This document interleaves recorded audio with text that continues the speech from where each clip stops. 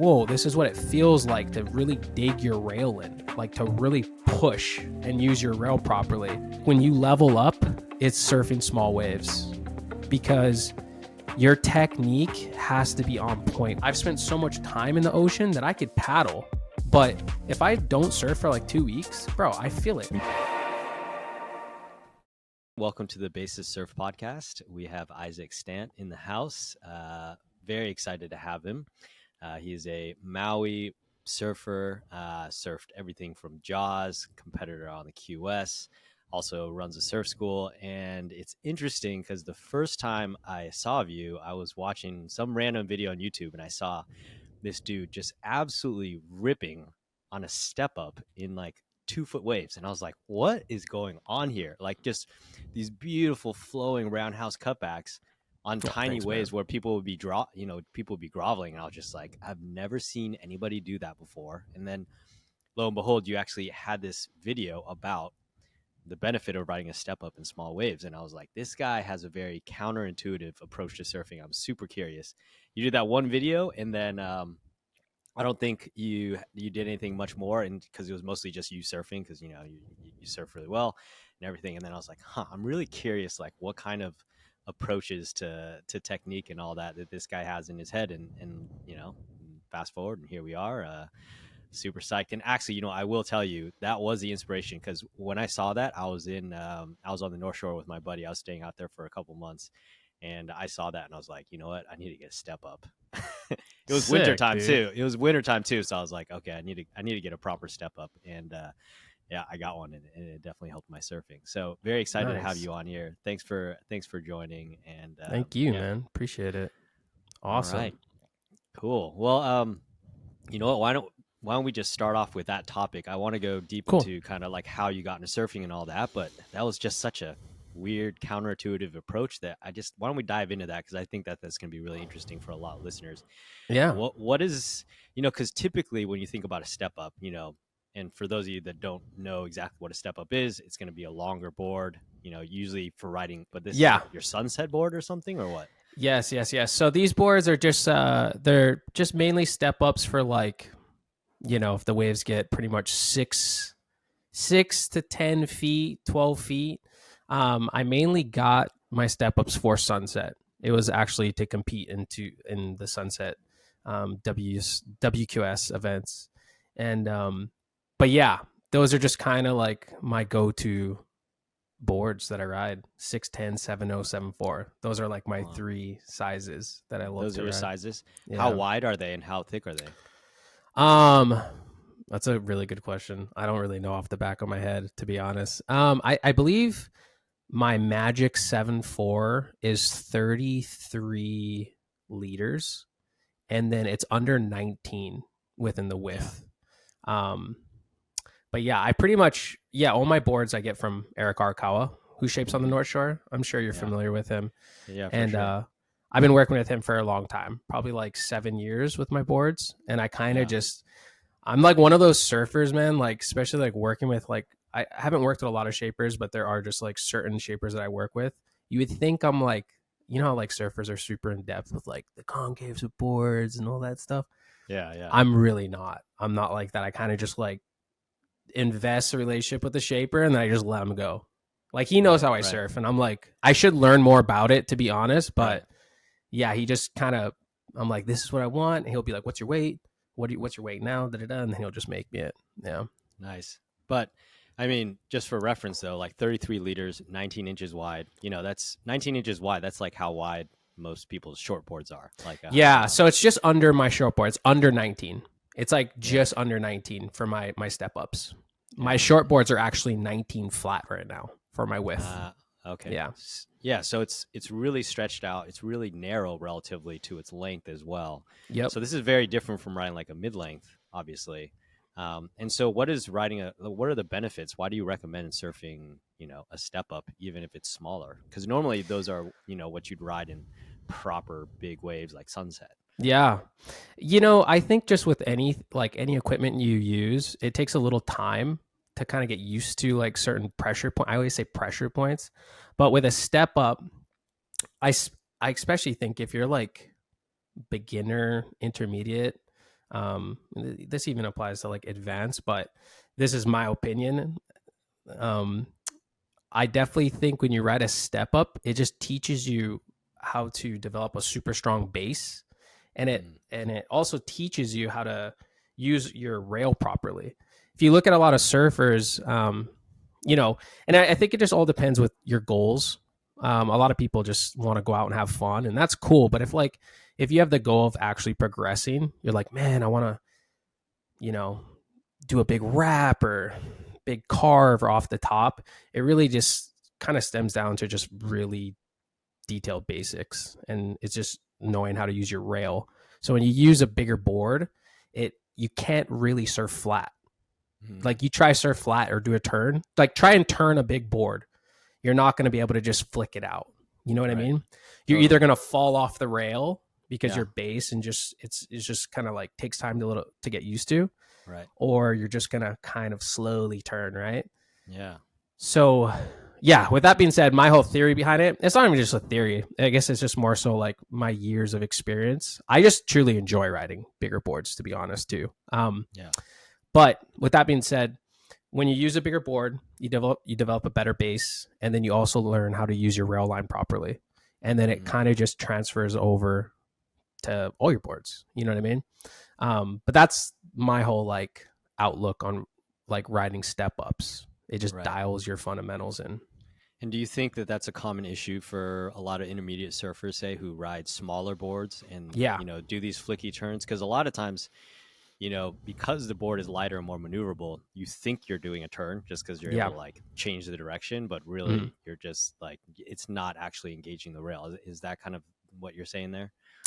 Yeah, I would say a lot of the time, especially if you're kind of just getting into it for a while, you know, let's say you're just surfing for a year, and you're, you know, let's say you're a pretty athletic person, you have good balance, maybe you skate, maybe you snowboard, whatever, you kind of learn pretty fast. You're not, weight does come into play with certain things, especially if you're just starting out. But if you're just kind of like, you know, in good shape, whatever, and you jump on your smaller fish boards, let's say you rode like an 8-foot board for a bit and you kind of went down. Yeah, you get a false sense of like, I guess, direction when it comes to fundamentals because you're turning. Also, like, I watched one of your podcasts, but it is super true. If you don't really ever watch yourself surf, you do get like a full, like, you have no idea what you look like. We dealt with that when I was super young. Like we used to like film each other. But if you don't watch yourself surf, that's probably one of, I'm like jumping ahead, but I would say that is like essential of getting better is being able to critique and watch yourself surf. Super important. It's like common sense, but it's actually like underrated. People don't really realize that, but it is. But yeah, people tend to surf real flat because it's the boards are shorter, you know, and depending on what you ride, it's easier to force turns. Yeah. And what happens is like we all kind of dealt with it at some point in our life, but it's super hard when you start developing like bad habits to break out of it. So I would say, I actually said this in one of my videos, if I were to ever coach a kid, like from real young, I would have them on like a step up board to just build a good base, get their like basic fundamentals, using their rail line, cutbacks, you know. Also, like it teaches you how to flow. It actually teaches you how to pump better because if you're, it's super easy to kind of like, I call it like tic-tac-toe when you're just like papping on a board. On a big board, you literally have to pump correctly from your hips, you know? Right. So you have to do those big swoops because you can't just, I mean, there's just too much foam. Yeah. Yeah. You actually have to, you know, you're pretty much going like, it's like knee to chest. You're almost like just dropping, but you're using, it really shows you how to use your rail line properly. And in order to actually gain speed, if you look at some of the best surfers in the world, they're never like, Jack Robinson actually, Jack Robinson does this super good. He stands out to me, but if you ever see him surf, Huntington Beach, when he is like ever pumping into that, what do they call it? The Huntington hop. He's always S turning. He just goes rail to rail. And Yeah. when you ride a big board, you have to pump like that. Otherwise, you Right. just really don't get speed, especially if you're surfing a smaller wave, you know? Well, so here's a question because I watched you on one of those, and it seemed like what was really interesting is because one of the issues with the bigger board is when you pop up, a lot of times you're more in the middle of the board. But I saw you popped up, your back foot was like all the way on the back. It almost seemed Mm-hmm. like you didn't even have to adjust it. Yeah. But I'm like, how are you doing that on a 7.4? How are you doing that on a 7.0? Like, is the wide Yeah. point back? Are you like sitting a little further back and sacrificing some wave catching ability? Or is it just, you just know to step like all the way back when you do it? Or any tips there? Yeah, no. So that's actually a good question. I've never actually paid attention to like how where I'm laying on the board like appropriately for how the length of the Right. board is. So Right. like yeah, like depending on if I'm on a short board, I'd be laying centered on the short board. If I'm on a little bigger board, I'm just kind of like centered for that length. But Yeah. um I was saying this and it's crazy because if you look at my board up here, Hmm. can you see this? You can't see it all, but Okay. So like okay, if like the quarter back end of a surfboard, right. if you Yeah. think about it, obviously you have your front foot comes into play a lot, but more so of the performance, like your turns and um your like your off the top turns, your carves. It's like you're almost like driving stick. It's like driving manual. You know what I mean? You're Mm. Hmm. releasing a little pressure off your front foot and then you're engaging like the gas with your back foot. And that's Right. like with a bigger board, people get this false perception of like if there's way more rail line on it, it's like you're thinking like, oh, I'm using so much more of this rail line. But honestly, when I ride a bigger board, the only difference is especially in like small waves, it's just like getting in real tight in the pockets as for like a Mm. short board. Hmm. But everything else feels exactly like the same. Like carves, pumpings, like Mm. Hmm. um tight wraps, If the wave is like shoulder to head high, you should have no problem doing like all those turns Yeah. on a bigger wave. But my stance, it's pretty much the same. Like Yeah. as on if I'm on a short board, really. I'm not Yeah, like you don't have to shuffle back intentionally to get back there because I feel like the wide point is going to be further forward just because it's a longer board. yeah, I So feel you're going to you. be, Yeah, but that's actually a you good just observation. So I like if you're talking about it, I think when I'm standing up, I probably do at the last like second just subtly throw yeah. myself more a little bit more on the back end versus Right. popping Right. up right in the middle. So Yeah. I see what you're saying. Probably Right. just a Right. little without even see that's crazy cuz without even like thinking about that, yeah, I probably do, just like a little bit like last second pop up just throw myself subtly in the back. Micro Interesting. inches. It's crazy. Yeah. It's a big difference.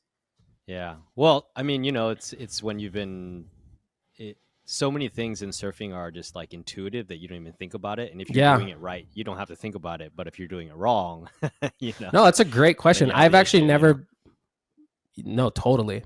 And I've never been I never thought about that specific question. Like, Hmm. are you popping up right in the middle or are you like swooping back a little bit? Yeah, I probably am like just a little bit. Just to get in the sweet spot, you know? Yeah. Yeah. Yeah. Yeah. Interesting. Interesting. And so, you know, I guess if the board is 19 inches wide, Hmm. and it's fairly thin, because if it's 33 liters at that length, it's going to be fairly thin. Then, yeah, engaging the rail, like doing a turn, Yeah. is going to feel fairly similar to a short board, except I guess there's just going to be a little bit more swing weight in the front, right? Which is going Yes. to influence things. Which I love But, that. I mm, love the weight in the front. So a lot of people they don't like all that nose, yeah. Sorry, you just brought that up yeah, and that made me yeah, think I actually personally like without even really saying it so much, like even talking to someone about it, I like for swooping round turns, yeah, I like the weight.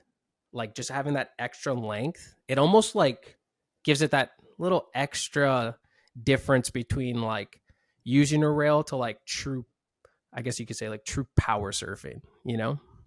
right. There's like a little momentum when A you go little into more it. oomph. Yeah, Yeah. You're going exactly. like Poncho Sullivan style, just Yeah, like Yeah, Right, trying right, your right. best to poncho it for sure. For Nice. real. Hey everyone, it's Van. Hopefully, you've been enjoying the podcast. Hopefully, you've been listening to some good stories, getting some good tips that are helping you improve as a surfer. If so, make sure to subscribe to the podcast, leave us a review. It'll only take you literally a few seconds, and share it with your friends. That's the best way you can support me so I can continue to create awesome new content for you. So thanks. Cool. So why don't we go back in time a little bit, and just want Do to it. hear like how you got into surfing. Yeah. So I was born and raised here on Maui.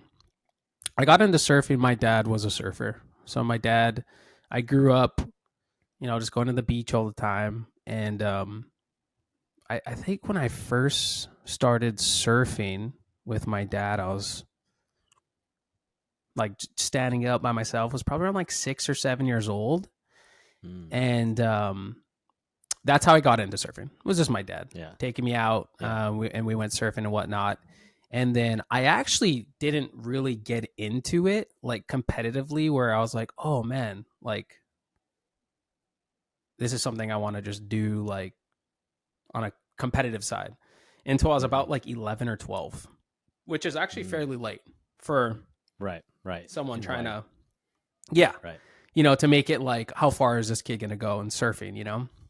Mm. Um, but yeah, so that's when I kind of just started. It was mainly my dad growing up here on Maui, taking me to the beach all the time, just cruising.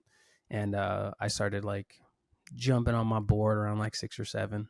Yeah. And Yeah. what was that like? Was your dad the kind of guy that's like, I want you to be a pro surfer kind of dad, or was he more chill about it? It sounds like probably the latter, huh? Yeah, no, he wasn't so much like that. To be honest, um, I was mainly raised with my grandparents. My dad is like, that side of my family is Hawaiian and my mom's Caucasian. So I'm like a full Mm-hmm. hapa.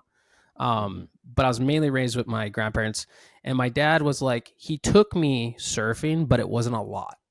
Literally, Mm. like it was like Yeah. he took me a few times, and then it was not a few times, a little bit more than a few times, and then I like was like, oh man, this was super fun. And then when Mm. I got into, but he was nothing like trying to push Yeah. me to go to whatever. Right. Right. And Right. then when I got into like middle school, I had some friends who were really good surfers, and then I kind of was like, Uh, that's how I kind of got more into it, more interested. right. Right. Yeah. Right. So he wasn't like teaching you the fundamentals of surf technique. He wasn't giving you tips and all that. It was more, No. how would you say you learned how to surf then? Was it just watching your buddies, or what was it like? Yeah, it was I would say that I learned, I get it was probably from going with my dad the few times, like picking that up. And then it was mainly just I had it my dad actually was dating this girl a long time ago, and this his girlfriend's brother's friend, and I forget his name. He and I was 11. He actually gave me a board. It was just random. It was just Jerry Lopez board underneath the house. And Oh, that sounds sick.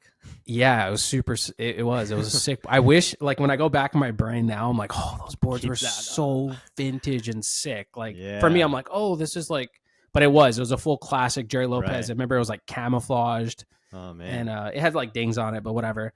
But I just went. I went to this spot on the North Shore. It's like Tavares, and it's just like super fun wave.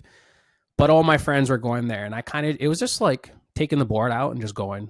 I knew how to Yeah. stand up, but in the sense of like Mm-hmm. performing and stuff, it just is just repetition, just like constantly Mm-hmm. putting in the time.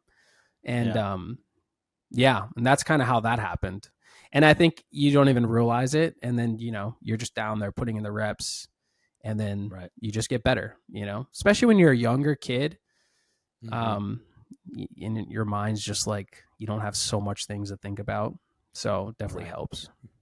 You just kind of Yeah. pick it up. And would you describe yourself as someone that was really naturally talented and you just picked it up instantly? Or, what was it like? Because you said you had friends that were really good surfers as well, Yeah. right? So Yeah. what was that dynamic like? Um, so I think I wasn't naturally talented at surfing. I think I'm definitely one of those guys that I just like. I put in a lot of time to develop Mm-hmm. like my however you want to label my surfing, but the skills that I have now. And but no, but you know what it is, man. I don't actually want to get super deep in stuff. Well, I mean, this is you know what I mean. No, But let's hear it. Why not? really, what it is, it's if you don't grow up with like, well, if you grow up with supportive parents who establish the self belief that you need as a child, that you don't even realize it. I think the thing that I lacked, even till now, I like people to struggle with in general, is that true self belief, that just that belief in your capabilities, that trust. Because at the end of the day, I think we all kind of struggle with like, especially if it's time to perform under the lights, whether it is, we all kind of like struggle with like self doubt, and some people can kind of brush that aside and perform.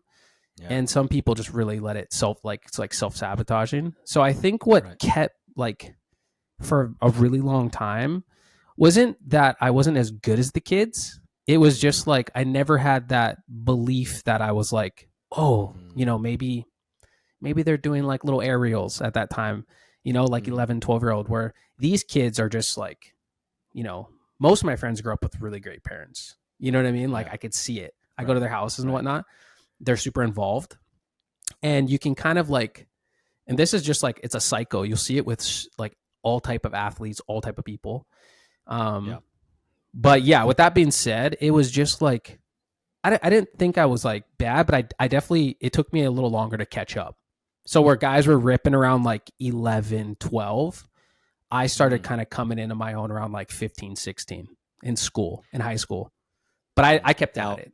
You know what I mean? Right. Yeah. Well, here's the question, right? Because if you're coming from almost behind like that, did that kind of give you this drive though, where you're like, oh, I'm chasing, I got to get better, Because, you hear of all these surfers that come from broken homes, right? Like Kelly Slater. I mean, it's interesting. I was watching his documentary, and obviously he's kind of in, the twilight years of his career and whatnot. But he's the GOAT, but he still sounds so like not confident and insecure all the time, and I feel like I read somewhere, or I was listening to something, and they found that the 3 character traits that results in greatness are, number 1, crippling insecurity. Yep. Combined with like the belief that you can actually do it at the same time. And then the last one was a willingness to postpone, is basically impulse control. So you're just willing to put the work in when everybody else is, drinking a beer or whatever, right? Because like the kid that grew up in a happy home could just be like, oh, I'm chill. I'm just going to surf. But they don't have that drive to like put in the hours to like really take it to the next level, or surf jaws and do crazy shit, But then the person that maybe came from that tougher background, they just want it more, and they're just willing to put in the time and do the things to get them there. So I don't know if that resonates with you at all or not. Absolutely. I mean, surfing kept, especially I think it's like this anywhere, but when you're raised on a little island, it's really easy to get caught up in, sex, drugs, the normal stuff. Like it's very small here. Everyone knows everybody. Everyone knows your business. So, and my dad, like, not to get deep into that, but my dad was like a drug addict forever. So he kind of just like, I have a relationship with him now. It's great. I've seen him. It wasn't like he's just on the island, but he just was like, gone for the most part. And then my mom lives in the mainland. We're close, but I never grew up with my mom. So I was raised from my grandparents. But that being said, I think, yes, for sure. So I got so invested in the surfing, and I really wanted to do well. So it kept me away from partying. So I didn't party actually in high school at all. I actually started getting into partying a little later in my 20s. And that's like jumping forward. But so high school, I was very disciplined. Like I put in a lot of work. Yeah. I was one of those like just surf, like, excuse me. I put in a lot of time. My grandpa used to do construction at Harbor Lights, and he used to just run the whole program over there. And then he did security, and it was just a hotel, like a residential complex in Kahului. And I never got rides to the beach, so I had to like hitchhike. So I was hitchhiking to the beach from like 11 all the way to high school, like 11 years old. No joke. What? Every day, Wow. dude, every day. That Like, sounds like Drive to Me.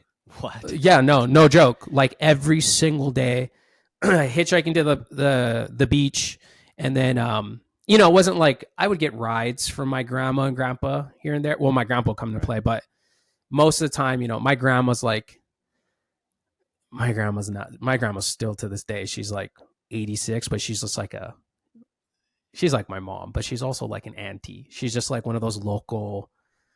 I don't know if you ever met. You've been in our show, but she's not like this sweet. She's super sweet, but she's not like, oh, how's it Right. going? She's Right. just more like, like tough, and Yeah. you Yeah. know what I mean. Like, and she's like anyone else. Like, she's just like surfing was like whatever. You know what I mean?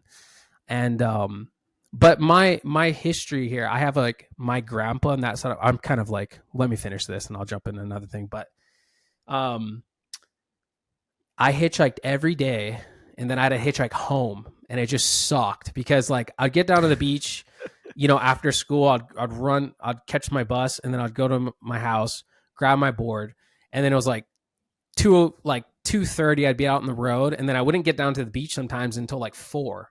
It'd take me hours. Oh my god. So then I would surf till Wow. dark, and then I would have to hitchhike home in the freaking dark, and I'd get home like 7 sometimes, and it was just like whatever. And then I'll just kind of repeat that. And then when I started getting into like I think it was like my 7th grade, 8th grade year, my grandpa would just freaking, especially on the weekends, he would go to work at like 2:30 in the morning. So he would give me a ride to the beach at Hokipa. So I would just jump in the back of the bed with like blankets in my backpack, and I would just like literally drop me off at the beach. It's pitch black, and in the pavilion, I would just like sleep there until the sun rose, and then I would just wake up and go surf. And then it was just like that forever. Like, yeah, it's all I did. Dude, Yeah, that sounds kind of epic, though. I mean, those it's sound epic. like kind of amazing memories, actually. It is. It was definitely a grind. I had a really good work ethic. I was pretty driven when I was younger, but I had to be in a way because it was just like that's right. what I had, Makes me feel bad about complaining about having to deal with getting to the beach. Like I didn't at least I didn't have to hitchhike. That's a whole nother level. And I know hitchhiking in Hawaii is way more chill than definitely it's not the same thing. Definitely Mainland, different. but Yeah. Wow, that's so interesting. So then, what was it like? So you're in high school. Were you competing back in high school, or were you just surfing a ton and going just? Yeah, I was competing a bunch. Just mainly doing like nationals, or not nationals, but NSSA, your Haasas, and I did pretty well in all those. A lot of local events. And then I started doing like junior pros a little bit after high school, and then getting into the QS. But Okay, got it. And yeah. What kind of surfer would you describe yourself as? Like, what was your approach to, were you a power surfer? Were you going for the airs? Yeah, I mean, I guess I'm more late. It's so funny because we pretty much like as surfers, we kind of you just get labeled. You know what I mean? Like that's an aerial surfer, that's a power surfer. But I would say I'm more like a power surfer. Fundamentals and whatnot. Yeah. But that's kind of like how I surf, just mainly like rail line. Yeah. Right. And so were you naturally always good at that, or did you have any experiences that really made you be like, I want to surf in this kind of way, or what was that like for you? Or is there just a surfer that you like really admired and you wanted to emulate him, or what was that like? Yeah. So I don't know. Maybe I just kind of like formed that way, but I don't know if this sounds a little like cliche, but I really did like Sonny Garcia's surfing, and especially at my time in my era, he was kind of like the guy from Hawaii and stuff. So, and my grandma, one of my surf videos was Sunny Days. So I used to like watch that all the time. And then I really like, this is random. I don't, Dean Morrison from Australia. Dean Morrison. So he was like part of like, he was like the Three Amigos in the sense of like Mick Fanning, Joe Parkinson, Dean Morrison. So Dean Morrison, I freaking loved his surfing. And he was just kind of like that, like just sick, super sick style. really fundamentally sound, just really crisp surfing. And I used to always try and like pretty much surf just like him. Like he wore this tank top wetsuit, and I just Uh-huh. had like I went and got one. My friends would just rouse me all the time. And then they would like try and like I know they were full of shit, but at the time I was like, they're always like, "Oh yeah, you're starting to surf like Dean." I'm like, "Am I?" They're probably full of shit, but I was like, but I always just rock that suit. Yeah, I love the way Yeah. Dean Morrison surfed. Yeah, Yeah. if you're not And then familiar with Dean Morrison, look him up. He's sick. yeah, I'll Yeah, have to. I've been watching a lot more of like the old classic surfing, and it's just like dude, because they're so there's so it's sick. so good. Yeah. I mean, I love modern surfing, but the problem is like you watch it and they're just doing all these airs, and you're just like, that's not really relatable, and you just see what someone with good style, and you're like, that's how I want to surf, really, Yeah, and that's the thing with surfing. Surfing's just like it's super subjective, you know. Like everyone has their opinions on what good surfing is and where surfing should be. Like, Yeah. like people look at aerials like, okay, that's where surfing needs to be, and you Hmm. cut everything else out. And, that's just how it's going to be. But yeah, I know I'm right with you. I think surfing the direction that it's going now, I think it's great. Like I with agree. Yeah. Italo and Gabriel Medina. I mean, all the guys. The list goes on. With these guys doing insane, incredible maneuvers. Even my good friends here, Matt Miola, Albie, like those are I grew up with them. We're all super close. You know what I mean? Like those Right. guys are insane. Like they do the sickest shit. You know what I mean? But some may say like carves, wraps, like like if you're not doing that, then like whatever. But I think honestly, man, in my opinion, like Felipe Toledo is a prime example of like what an amazing surfer. I mean, there's so many, but in the sense of like a package, if you were to watch that guy just do his rail line work, like his turns, his carves, Oh, it's ridiculous. insane because Yeah. he went from like, if you were to look at him before, you'd be like, oh, he's just like this insane aerialist, right? Which he is. But if you actually Yeah. look at his turns, his carves, you can even label him as like his power surfing. It's Yeah. like the toppest of notch.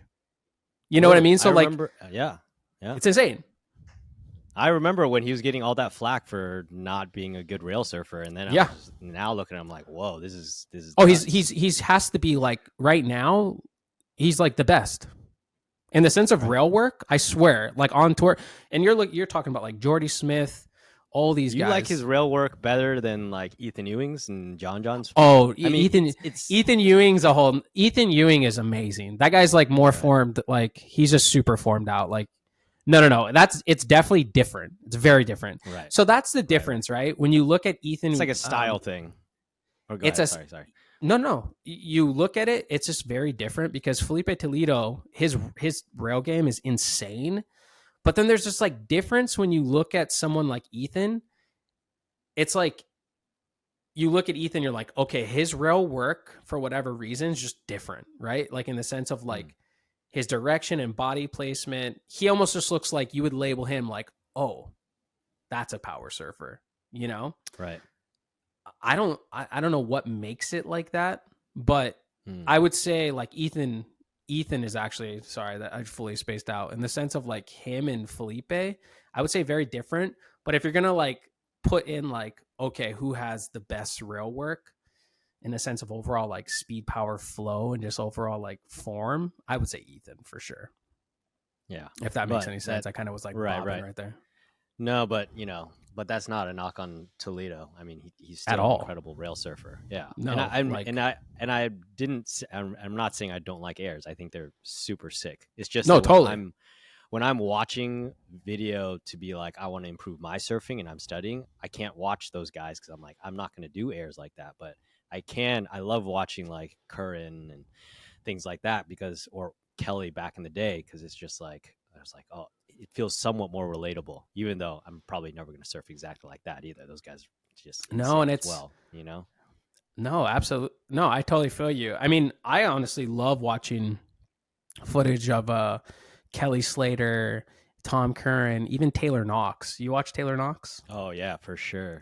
Those Yeah. guys, when they're in their like later 20s, early 30s, their short boards are probably like 6'1s, 6'2s.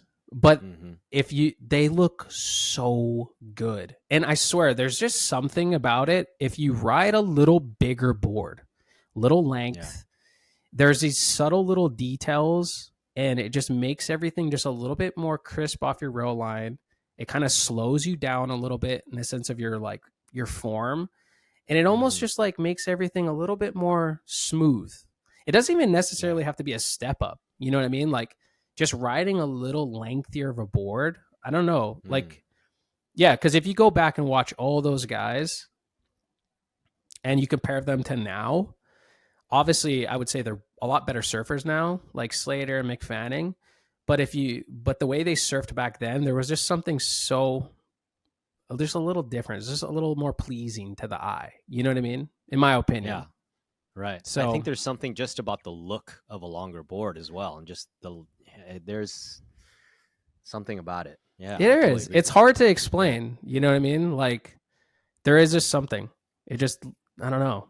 Gives it that little extra Yeah. Do you fineness. think do you think there's anything from a technique perspective that differentiates, say, an Ewing versus Toledo? Is it who was it? I was listening to. He's one of the WSL commentators, but he was talking about Jai Glindemann, but he has Okay. crazy style. He was talking about how the reason why his style is so good and the reason why it's so distinctive is because he's not going for airs, and the reason why that influences his technique actually is that it leads him to have a narrower stance, Okay. and because he has a narrower stance, he it just changes the way he surfs and the way he does his turns. Versus if you're going for airs, you're going to have a wider stance because you got to land those airs. Absolutely. And so it's interesting thinking about how you know that is going to influence things, right? Just like if you're going for the airs, that's going to widen your stance and that's going to have an impact on your surfing. Yeah. No, I totally yeah, Ethan Ewing, I mean, it's so hard to compare him because I feel like he's just like I was watching someone else was explaining. He's like this mix of like Joel, Mick and Andy. It's like this combination Yeah, of how yeah. smooth he is. And yeah, so it's hard because when you watch he just looks he doesn't do much with his arms. Everything's just very compact and compressed. So he just looks Mm-hmm. so smooth. And his stance do look a little more, I guess you could call it narrow. You know what I mean? Mm-hmm. And Yeah. yeah, that's actually a really good observation because I think most people with like maybe not real narrow, but like a slightly more narrow stance tend to just really use like go to the direction of their rail more, like just Mm-hmm. pocket, really just like very crisp, nice surfing. And Mm-hmm. then guys that tend to kind of go more in the air are, Mm-hmm. I would say, I don't want to say wild, but just a little more energy, like wider Right. stance, Right. a little bit more open with their body, their Right. arms. And Yeah. so, yeah, I think it is a different technique, but that's Mm. the crazy thing, right? Because like yeah, that's where this like being it's just like surfing so subjective because it's like I personally like this. I like the way Ethan surfs versus like I like the way who else who could I compare him to? I mean, Gabriel Medina is a perfect example. Gabriel Medina is absolutely amazing, but I would rather watch an Ethan. I'd rather Right. watch Ethan surf than That's just my For sure. opinion. For Gabriel sure. Medina in the sense of like So form. I don't know. right. Right. Makes sense. Wait, so, on the topic of power surfing, what would be your biggest tips towards an intermediate surfer that's trying to just be a better power surfer? Obviously riding a step up sounds like that's one piece of advice, but what else would you recommend? Yeah, I would say every session, like, and I think the best thing to progression, but just like keeping things simple to like basics because everything just stems from your basics, right? It's pretty simple. If you know how to stay low and compress to your board, and you can properly do some cutbacks, stay low on your bottom turns, it's just gonna just level everything up, right? So everything's just gonna become like basics to like just advanced basics. It's just everything just gets a little bit more crisp and defined. But I would say if the waves, I feel like you could always work on like cutbacks. It's kind of like that move where it's just like, but like you could always just work on your cutbacks, whether it's like Mm-hmm. 1 foot to like 4, 6 feet, however big. Yeah. I would say it's super important to go out with like a purpose of like how you want to get better. You know what I mean? A lot of the times when people are trying to, I would say, in my opinion, and I've done this for a really long time, is when people are trying to get better, they really just go out with like no direction. They kind of just Mm-hmm. go out and surf. And that's fun, you know Mm. what I mean? And I was talking to my Right. friend about this, my good friend Kiki Makahanaloa, that's his name. And he's a black belt in jiu-jitsu, but he uses this principle for everything. He's a good surfer. But he was telling me this, but when you're surfing, you go out with a purpose, you go out with a plan, and that's how you get better. You know what I mean? So if the waves are waist high and if you want to be a better power surfer and the waves are waist high, go out with the plan in your head of like, okay, I'm going to stay low and compressed today, and I'm going to make sure that I'm doing clean wraps, you know? And I would Mm-hmm. say it's really important to get out of the habit of sometimes when you dig your rail, people just tend to jump off. Like I Mm. think we all do this. You'll do a Mm-hmm. turn and you'll just kind of like, you'll flop yourself off. Mm.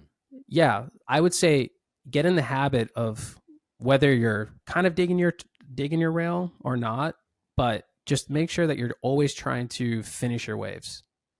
Finish your Mm. waves, stay low and compressed, and just work on your rail line.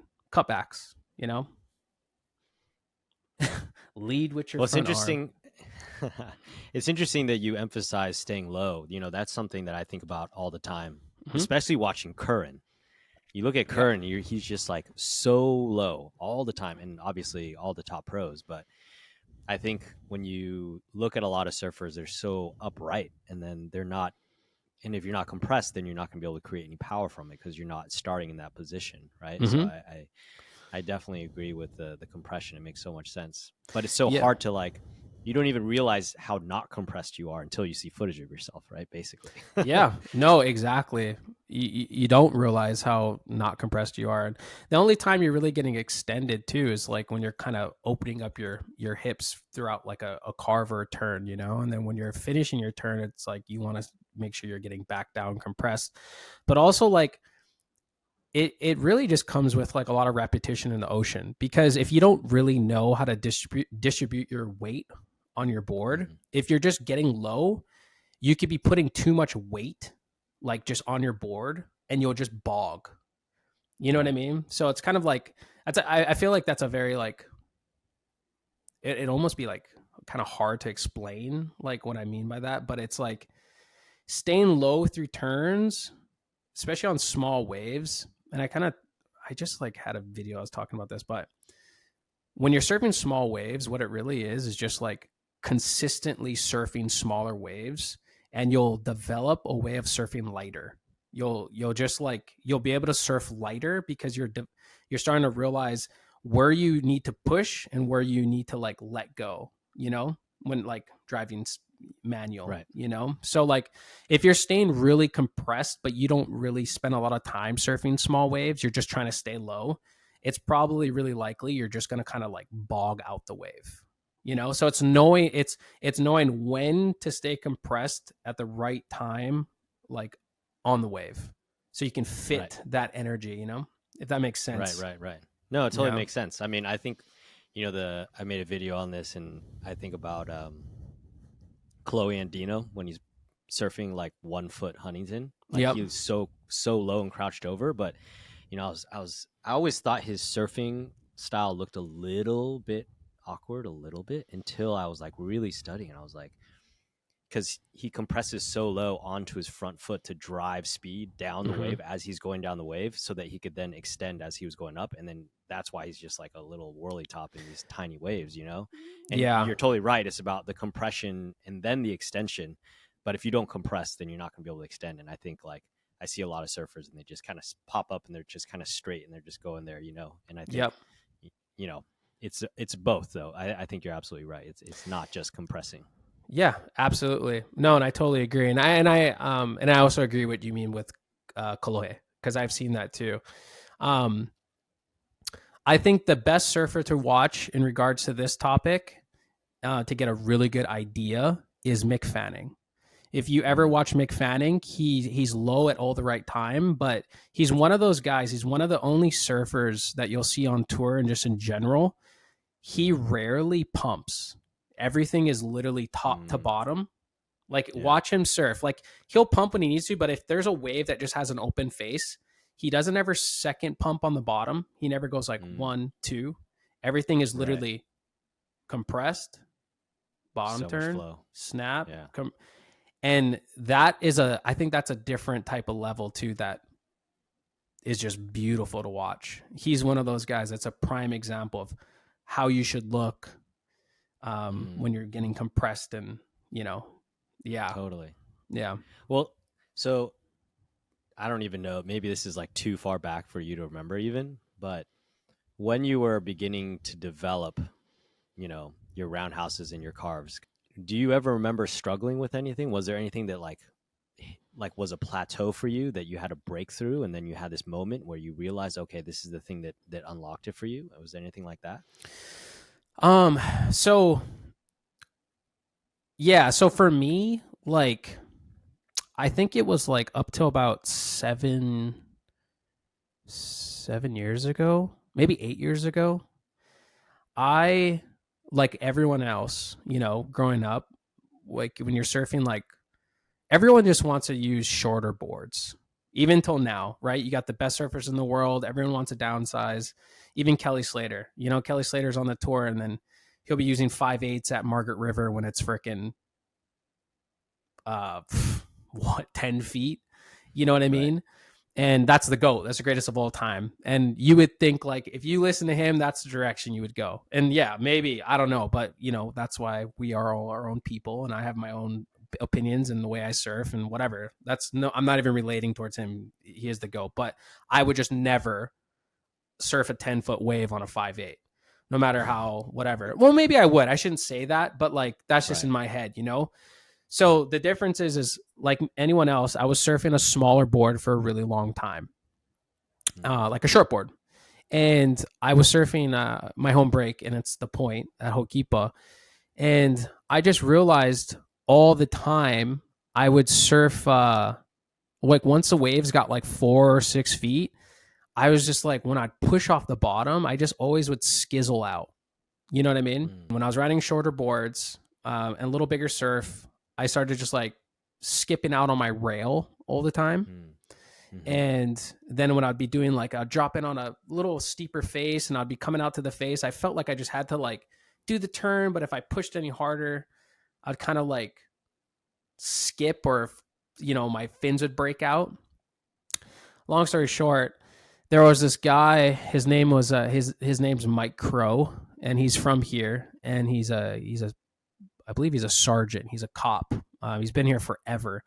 And this dude was a big dude. He was like Sonny, and he started riding really big boards. Like, he'd ride like big boards, and he was just freaking ripping, like, mm, bruh. Like, it looked like he's just riding this big board, but he was doing turns like he looked like he was just surfing like a short board. And he was mm, coming off the bottom on these like 6 to 8 footers, just deep and just like ripping. And I was like, holy shit.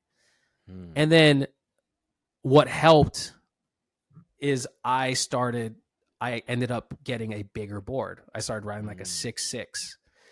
And to this day, no one, like, if you come here, like, people trip out all the time. They're always like friends even get weirded out. Like, why are you riding like a 7/0? And I'm like, bro, we've been through this. It's like been years. I just like have fun doing it. But I mean, I probably get a little geeked out about it, like surfing big boards and small waves. But yeah, so I ended up really, I feel like I had a aha moment when I was watching him surf, and I was like, man, okay. So I put in the time and I started surfing a 6/6, and then I I started like being able to push and really like dig my rail, and I started mm, getting like the feeling like that. I don't want to say muscle memory, but I started like realizing like, whoa, this is what it feels like to really dig your rail in, like to really push and use your rail Mm, properly. And then mm, after I started doing that, and I started jumping back down on my smaller boards, my turns just started getting more crisp. Like everything just started flowing better, in like like when I was jumping on my short boards. And I think a lot of people can relate to this. Like if you jump on a bigger board and you jump on your small board, it almost feels like more whippy. But for me, it was more like I started learning, like if I would, when I started doing turns on my short boards and I would like kind of go flat, I was like, oh, wait, like I'm going flat because I'm not engaging my rail. So like when I was riding my big boards, I started learning how to just arc off my rail. And then when I mm, downsize and go back on my short boards, I started understanding like, oh, okay, I have to like put it more on an edge when I'm turning. And then mm. that's kind of when I had like my breakthrough of like being able to like, I don't know, like use my rail, like power surf. Right. And yeah, but even And before that, I was using like, I'm only 5'8". So I've always been actually using a little bigger short boards. I use like 5'11", 6'0s. Those are my short mhm, boards. yeah. Sorry if that was like So way off top. no, that was super helpful. So the question that I have there is, you talk. So was it a matter of you weren't pushing hard enough, or was it a matter of Just not having, because you go ahead. not engaging the rail properly? Is that Mhm. because of your foot placement? Is it because you weren't applying the pressure at the right part of the wave, or was it just you weren't applying enough pressure in general? Or Yeah. break that down a little bit more for us. I'm curious. Yeah. I think it was just not applying the right technique, not the right pressure.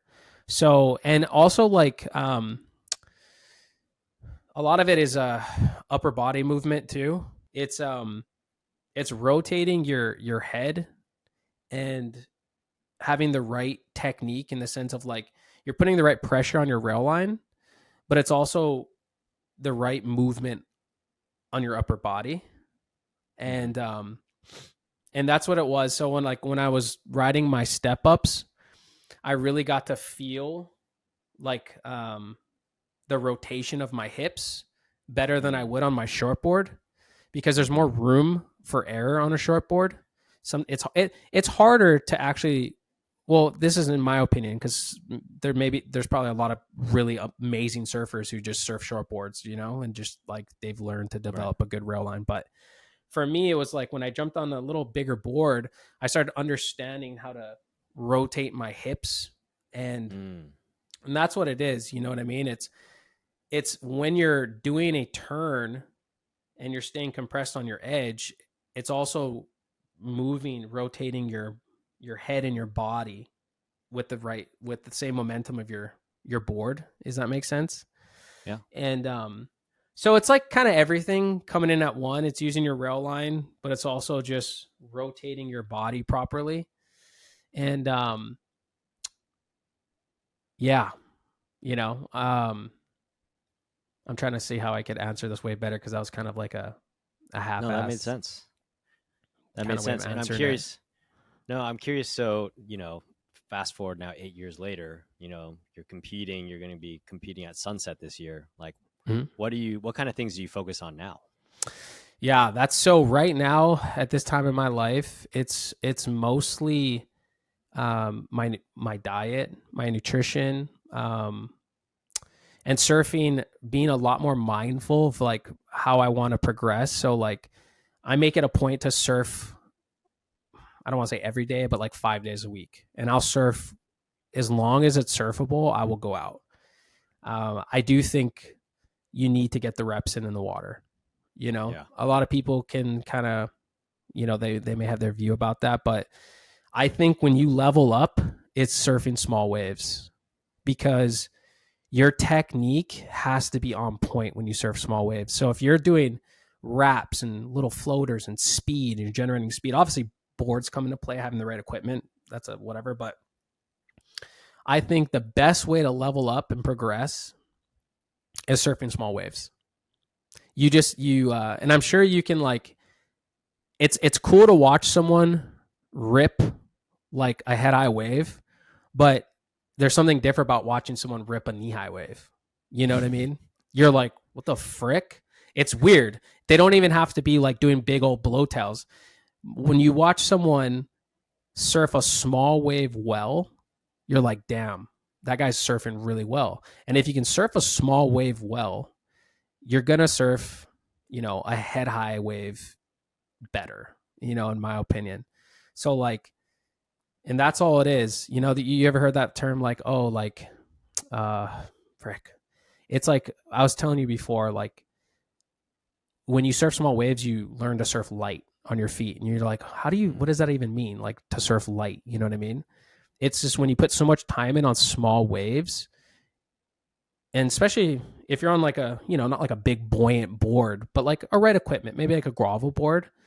But when you start surfing a lot, you develop a way of like using your weight, like to like shifting your weight from forward to back, and you just find this perfect balance of doing it on like these little waves, and you'll just be able to just like time these waves and these little lips at the best time, just because you're surfing so much when it's small. And then you'll just learn to literally surf lighter on your feet. That's why all these best guys, like some of the best surfers, all come from surfing these really small beach breaks. It's just their timing is like perfect, Right. Yeah. Yeah. So sorry Right, if I just went off into no, like you got Kelly one. Slater coming from Cocoa Beach. You got all the Brazilians, right?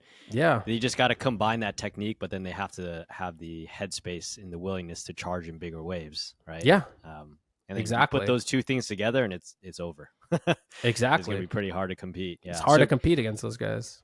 And I guess in Maui, you guys get a lot of swell shadowing, so you do surf small waves and kind of weird waves all the time, right? Or yeah, you're not always surfing pumping bay, right? No, not at all. But the small waves here are very different. Like Hawaii, it's like you don't have really any beach breaks here. It's mostly like point breaks and little reef spots, and so yeah, surfing as beach break small, like a sandbar beach break in small waves versus like depending on where you are, like my home break's a perfect example. Like Pavils is like this brief break that's like kind of small and mushy, and it is different. I would say it's a little bit more difficult to surf a small beach break versus Hawaii water small waves. It's definitely different, but you got to work with what you have. So that's kind of what it is. Yeah. If did I answer your question? I'm like, no, that makes sense. Yeah, it's all. Yeah, so, are you purposefully like avoiding pumping waves and going surf crappy small waves when even though it's good? Or what? Yeah, no, I'm not. Yeah, so like, I mean, it's just been super small, so I don't avoid it. But like, besides like Hokipa, there's a bunch of really good spots on the island. And obviously, Honolulu is just like a world-class wave. So when it's good over there, I'll go over there. But no, I think right now, and I'm going to actually go back and answer your question better in the sense of like what I'm doing now, in the sense of like where I'm at, because I kind of got way off track. But what I'm doing now, in the sense of like my nutrition and just surfing every day and getting ready, and just wanting to compete and stuff, it's like, for me, it's super important because I think like anyone else, like I was telling you, it's just like when you put as much time as like I've surfed for a very long time, especially for competition, competition is so different for your normal daily surf, and it's learning how to like just go into a heat like any other surf session. And that's as obvious. I think a lot of people know this, but it is a common thing. It's weird. Like when you do jump into certain heats, I did really well when I was like late teens, early 20s in events. And then as the contest got a little slower and I started less competing, I started finding it a lot harder to like get into the groove, make a couple rounds, bow out. I'm like, frick. You know what I mean? Like, what's going on? So yeah, it's just like that self-belief. Until this day, dude, I'm in my 30s. Until this day, I'm just like, that's the thing, you know? Like you go out and you kind of let that self-sabotage go in and kind of get you off track. You know, you do the things that you don't want to do and you start focusing on that. So yeah, it's more so like mental stuff for me now. So To what be have a you found? Or sorry, go ahead. no, go ahead. So what have you found has helped? Like what have you done that's been effective that's helped you in your heats? Because I think this will relate to the everyday surfer as well. There's people, you go out, it's crowded, it's competitive, and your mind plays games on you as well. So Yeah. what's So the last like I've probably done like 4 events in the past 2 years. And the last 4 QS events, I did, the waves were fun. Everything was good. I just did really bad. Not even bad. I just like very minor errors that just like, for example, this past June, there was all Moana Bowls. I needed like a 5.07, you know? And this wave came in and there was 20, it was like 20 seconds left. And I was like, okay, this is like a freaking pretty good wave. And I surfed it very reserved, you know, just like in my mind, I'm like, I just need to get a little over a 5. And I just surfed it reserved. And I think the judges kind of felt that and saw that. And I ended up getting a 5. And that wave was, I could have got like a 7, maybe even more, to be honest. It was like an excellent yeah. scoring potential. And I got like an average score. Yeah. And that's the kind of shit that I'm talking about. Like, instead of just like surfing that wave how I would surf it on any other day, if I were to catch a wave like that, you just you don't even think about it, you know? You just like drop in, it's just like instinct. Right. So it's like getting out of that mind space and just like surfing like it would be like any other day, especially when it Mm. comes to competition. So what I've been doing is like, you know, I don't know if it's cliche, but a lot of people do it, but I've been doing it more as meditating, journals, especially if you're someone who like really does let that self-doubt affect you more. I think everyone deals with it, but some people let it really affect them more. And I definitely am one of them. So it's just doing stuff like that. In the past like month and a half, I've been running every day. I don't like to run. I don't like running, like literally. Like I like, and so I've been running like 5K every day, 3.1 miles. Um, and I've been doing that just like literally, was it a little over a month? And that for my mental state, just like doing stuff like that just makes everything you know, you just come a little bit more mentally stronger. Like you kind of feel a little bit more confident and you just so it's doing those little subtle things for me. It's almost like a little bit outside of surfing. It is like surfing, but it's the little things at this point in my life that will kind of just, because it's all like, it's all mental, What literally. is it that what is it Progression that is the mental. Yeah. Everything is. What does the running do for you though? Is it that it chills you out because you're like, okay, I need to, it releases some pent up energy, or is it more like I'm forcing myself to do something that's hard? Like, Yep. how has it helped you? So running it in the sense of like my mental state, like, you know, if you're pushing at a good a decent pace, um it's, I don't want to say sucks, I'm gonna be a little dramatic, but you know, like if you're running like a 5K and you're pushing a decent pace, maybe your heart rate's at like 140, 150, where you can talk but not like, you can have like little like sentences but not like crazy. If you're running at that pace, I think the whole, like, especially when you're like, for me at least, and you're like at like mile 2 and you're running at a, and I run at this park where it's a lot of incline. So it's like, it's not Hmm. flat ground. A lot of it's like flat and then it's like a lot of uphill. I just get over it. You know, I'm like 2 miles in and I'm just like, frick, this sucks. I'm over it. And I'm just like, Right. this, like, what am I like? I don't need to be running right now. Like, whatever. So I think when you're like at that point and you're just like, nah, I'm just going to, I got to finish this. You know what I mean? It just does something in your brain where it's like, it teaches you like, nah, you got this. and you're going to overcome, and you just push through, and then you're going to feel great.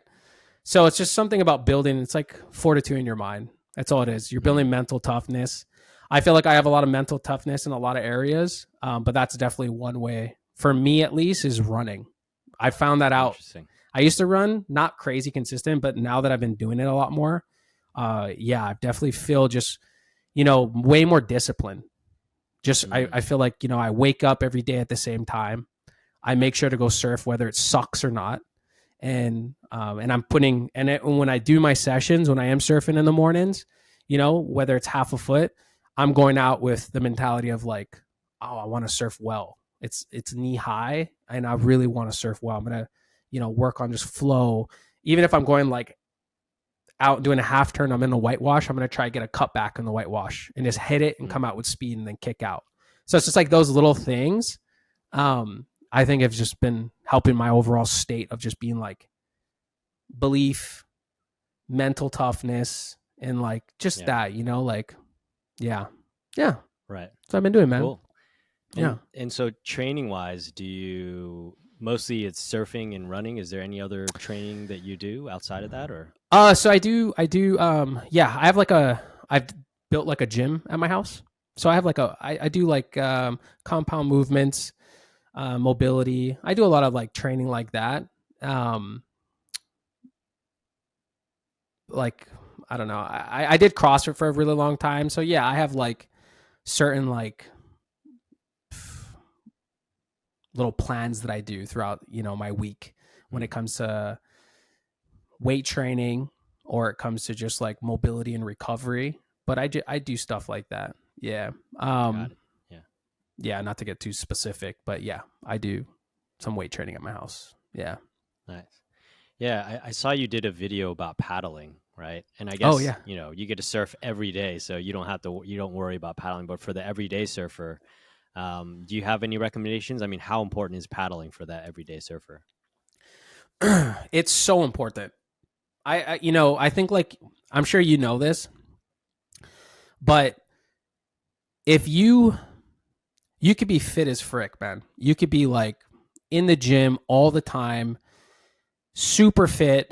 And when you jump on a surfboard and let's say there's waves and you're paddling, you're going to get tired in like 45 minutes. Probably, most likely. I can tell you right now, I teach a lot of people, like, with my surf school and whatnot. And I have triathletes come in, people who do Ironmans. And on my site, they always say it's an hour and a half long lesson. People will look at it and they'll be like, hey, I'm not, trying to come at me humble. Like, I'm not trying to like toot my horn, but like, I've done many Ironmans, I'm a pretty fit person. I've had like many people tell me this almost exact line. So I'm like, okay, I've heard this before, but I get it, and I'll be like, oh yeah, no, I totally understand, man. And that's great. The reason why I have it for an hour and a half is because I've been doing this for a long time.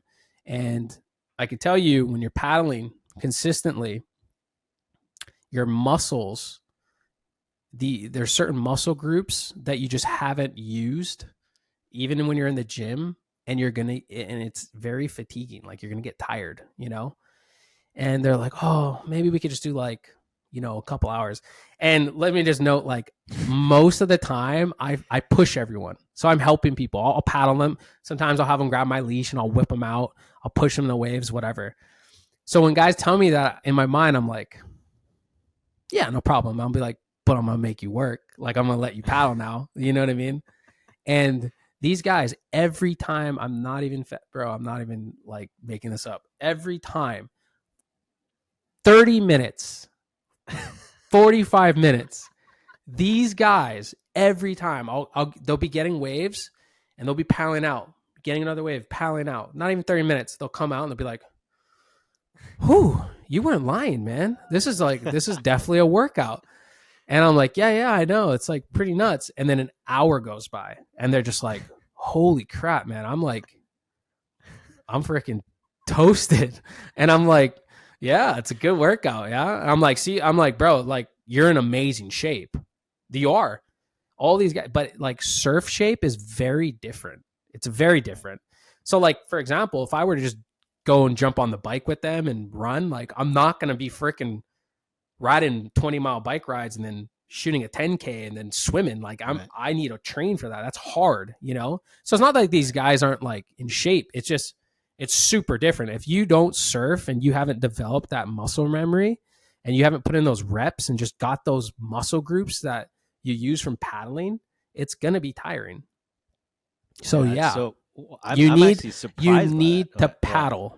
I'm telling you. Paddle. I'm not surprised that you need a paddle, but I'm surprised that Ironman triathletes get work. Because I've tried swimming to train for paddling, and it doesn't really work, you know, because the angles are all different. It's different. And you still get worked. I've tried all sorts of stuff, you know, like getting those elastic bands. That doesn't really work either. You still show up on a surf trip and you just get worked. Yeah. But I for some reason, I thought Ironman triathletes, though, if you can do a freaking Ironman, you can surf for half an hour. Yeah. I've probably had like maybe like 5 people that have told me that exact thing. And every time I'm like, okay, for sure. And it's not like, I'm not saying these guys are just bogging, but they're like, shit, man, this is like a good workout, you know? Right. And especially if you're like paddling, like if there's waves and you're just like, and where I teach at, especially in the mornings, there's tons of waves. So you're not just really ever sitting, you know, and you're never really sitting too, because you can't just really sit on that medium part because there's always little waves. So these guys they're busy and it's just different. Like I'm telling you, like paddling on a surfboard, when you're using these muscles, it's just a different type of workout. Like, and it's really hard to replicate in the gym. Yeah. Man, I'll geek out I'll geek out all the time, like running, all this stuff. And it's like, I've spent so much time in the ocean that I could paddle, but if I don't surf for like 2 weeks, bro, I feel it. Like I'm fatigued. There's like that muscle endurance too, right? It's like a different type of endurance, but you're just feeling like, oh, it's just a little bit more draining. I've been paddling forever. Like you'd think like I'd just be ripping through the ocean, you know, but yeah, it's one of those movements that I would say maybe some guys will be like, this guy's full of it. Like, but I'm like, bro, I've been surfing like my whole life. And I'm sure if you have experience paddling or you surf here and there, and then you add in, you know, your outside work, yeah, it's going to help, you know, especially if you have certain technique. But if you're someone who hasn't paddled or you rarely surf and you could be fit and that will help, but it's different. Like it's going to be tough. You will get tired. So the best thing you could do is jump on your surfboard and paddle, you know, proper technique and paddle. That's it. That's the best way to get better at paddling. Right. For sure. Wow. Wow. Well, thanks. You know, we're coming up on time here. I know you got to go take care of your daughter and all that. Yeah, man. But we got to have you back on because I would love to. Yeah, I feel like we could pick your brain. Yeah, we could just wrap out forever. It's so for sick. Sure. I really want to hear about kind of what your experiences are running a surf, you know, school, and just like I'm sure you have a million, you know, pieces of advice for more beginner surfers. And in this podcast, we talked a lot about kind of more higher level surfing, but yeah, I'd love to pick your brain at some future point about that. So yeah, man. No, for sure.